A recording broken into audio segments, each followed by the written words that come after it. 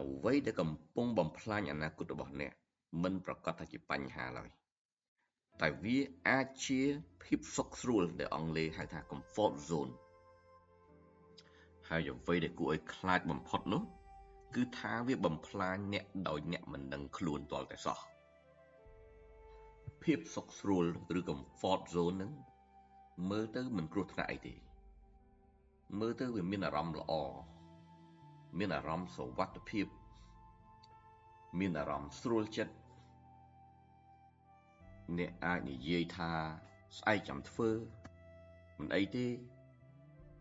បន្តិចទៀតបានហើយប៉ុន្តែបន្តិចម្ដងថ្ងៃคล้ายជាខែคล้ายជាឆ្នាំហើយជីវិតអ្នកនៅតែដដែលសូមគិតឲ្យស្មោះត្រង់ជាមួយខ្លួនឯងមើលតើអ្នកធ្លាប់ប្រមាណដងហើយដែលជ្រើសរើសយកភាពសុខស្រួលជាជាងការរីកចម្រើនជ្រើសរើសសម្រាកសិនជាជាងរៀនធ្វើអ្វីថ្មីជ្រើសរើសទូរស័ព្ទ scroll ចុះ scroll ឡើងជាជាងការអភិវឌ្ឍខ្លួនជ្រើសរើសយកការពន្យាពេលក្នុងការប្រឈមជាជាងការដោះស្រាយបញ្ហាភ្លាមទាន់ពេលវេលាជ្រើសរើសភាពងាយស្រួលជាជាងការខិតខំ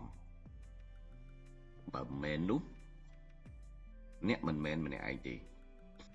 មនុស្សភាគច្រើនត្រូវបានបំផ្លាញដោយភាពសុខស្រួលដែលធ្វើឲ្យទន់ខ្សោយនេះគឺមិនមែនដោយសារបញ្ហាឡើយការពិតមួយដែលសំខាន់ក្នុងជីវិតគឺថាបញ្ហាដែលយើងប្រឈមទាំងឡាយក្នុងជីវិតធ្វើឲ្យយើងខ្លាំងប៉ុន្តែភាពសុខស្រួលបែរជាធ្វើឲ្យយើងមិនរីកចម្រើនទន់ខ្សោយទៅវិញព្រោះពេលដែលងាយពេកវាធ្វើឲ្យយើងមិនប្រឹងហើយពេលដែលអ្នកឈប់ប្រឹងប្រែងគឺអ្នកឈប់រីកចម្រើនហើយពេលដែលអ្នកឈប់រីកចម្រើនអ្នកចាប់ផ្ដើមធ្លាក់នៅពីក្រោយគេដោយមិនដឹងខ្លួនមនុស្សជោគជ័យមនុស្សពូកែគេមិនស្វែងរកភាពសុខស្រួលនោះទេ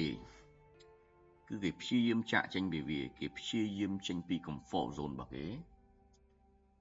ពួកគេតែងតែស្វែងរកការរីកចម្រើនព្រោះពួកគេយល់ថាការឈឺចាប់បន្តិចថ្ងៃនេះវាល្អជាជាងការសោកស្ដាយធំនៅថ្ងៃក្រោយមនុស្សដែលជ្រើសរើសយកភាពសុខស្រួលភាគច្រើនសោកស្ដាយឬក៏ស្ដាយក្រោយនៅពេលវាយឺតពេលទៅហើយថ្ងៃនេះឥឡូវនេះសួរខ្លួនឯងតើអ្នកកំពុងតែរស់នៅក្នុងភាពសុខស្រួលឬកំពុងកសាងអនាគតព្រោះអនាគតរបស់អ្នកមិនត្រូវបានកំណត់ដោយអ្វីដែលងាយនោះឡើយវាត្រូវបានកំណត់ដោយអ្វីដែលអ្នកហ៊ានធ្វើ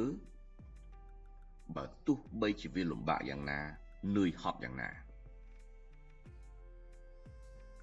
ភាពសុខស្រួលឬ comfort zone នេះគឺជាសត្រូវដែលមិនងាយនឹងមើលឃើញឡើយ